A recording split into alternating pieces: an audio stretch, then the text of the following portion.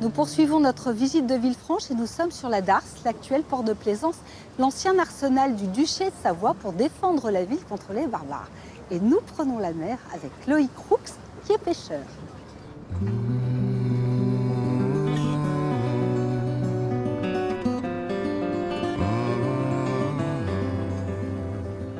Loïc, bonjour. Bonjour Catherine, bienvenue à bord. Alors, on va en mer pour retrouver votre frère Damien, Oui. qui pêche depuis le petit matin. Chez vous, c'est une tradition. On est pêcheurs de génération en génération. Tout à fait Catherine, on est pêcheurs de père en fils depuis 5 générations.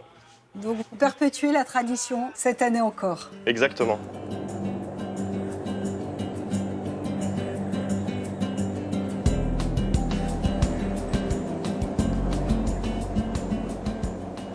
Loïc, dans cette rade de Villefranche, il n'y a plus beaucoup de pêcheurs. Oui, on y est exactement 7 entre les pêcheurs de Beaulieu, Villefranche et Saint-Jean, qui sont regroupés dans la prud'homie de Villefranche-sur-Mer. Alors, qu'est-ce qu'elle a de particulier, cette rade? On trouve quoi comme poisson? Il y a un peu de tout, hein. La soupe de poisson évidemment, la bouillabaisse et tous les poissons de passage comme la bonite, la palamide, la céréole, les dorades royales et ce genre de poissons qui font passage à certaines saisons différentes. Nous avons une activité maritime qui est concentrée sur la bande des 300 mètres. En fait, c'est dû à des profondeurs qui descendent très vite.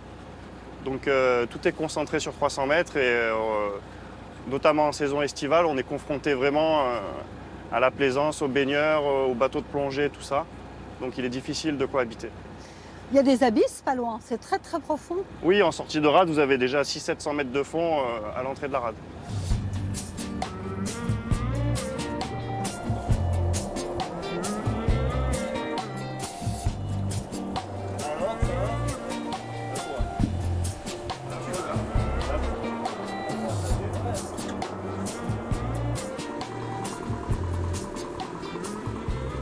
Damien, vous êtes levé beaucoup plus tôt que nous. Vous avez déjà levé les filets. Est-ce que la pêche a été bonne? Aujourd'hui, c'est une pêche pas trop mal. On a une palamide, une belle palamide. On a un beau poulpe.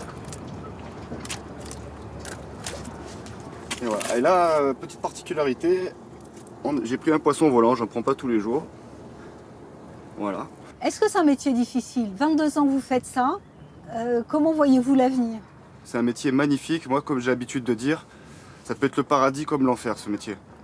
C'est-à-dire pourquoi? parce que des fois, on est dans le mauvais temps, il fait froid, on y va pour rien, il n'y a pas de poisson. On a travaillé toute la journée pour rien. Et des fois, c'est le contraire. Il y a du soleil, là, il fait beau, la mer est calme. On a du poisson, tout va bien dans ces cas-là, quoi. Du poisson, du soleil, des clients? Comment ça se Oui, passe? aussi. Alors, quand on rentre, on a les restaurants du coin. On peut donner aux poissonniers et je travaille avec mes parents qui font aussi le marché à Villefranche. Vous, la pêche, c'est un pointu et rien qu'un pointu. Voilà, la pêche, c'est sur le pointu. Toujours. Toujours. On ne peut Merci. pas faire autrement. Merci.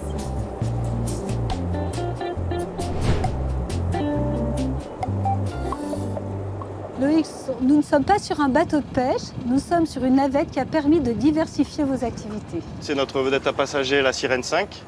Il faut savoir qu'en 1992, les pêcheurs ont créé une société, l'affrètement maritime Villefranchois. C'est en fait une société qui regroupe tous les pêcheurs de Villefranche, Beaulieu, Saint-Jean. Et l'essor de la croisière nous a permis de nous développer. Vous avez décidé de diversifier votre activité en allant chercher des croisiéristes au milieu de la rade, en leur proposant des activités. C'est comme ça que vous en sortez. Tout à fait. Sauf qu'il n'y a pas de bateau de croisière depuis 1 an. On traverse une période difficile. Et il faut savoir que cette activité tient à cœur aux pêcheurs car elle nous permet de pouvoir continuer à exercer la pêche en fait. Mais bon, on tient bon jusqu'à l'année prochaine, 2022, en espérant que tout redevienne à la normale. Donc à ceux qui disent que les croisières, c'est pas bon pour la mer, pour la Méditerranée, pour la pollution, vous répondez que vous, c'est votre activité. C'est une activité très importante effectivement pour les pêcheurs. Et autre tradition sur la Darse, la charpenterie de marine avec les célébrissimes chantiers Pasqui. Gilbert Pasqui, bonjour. Bonjour.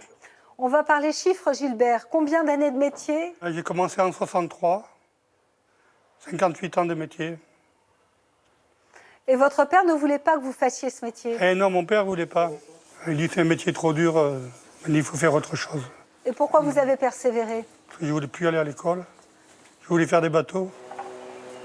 87 bateaux réalisés depuis 1994. Ouais. Donc là, quand on voit des mâts, j'imagine, de cette dimension, encore une fois, on ne peut pas les faire n'importe où. Non, ben déjà, il faut avoir la place. Puis il faut surtout avoir le savoir-faire. Parce que c'est pas un arbre qu'on rabote, c'est creux, c'est un tube. Donc il y a toute une partie technique à réaliser. Il y a des secrets qui sont propres à vous, que vous ne Ouais, révélez pas, Oui. On a une méthode particulière, oui. et on n'en parle pas. Et on n'en parle pas. Et d'où viennent les bateaux que vous réparez? Du monde entier.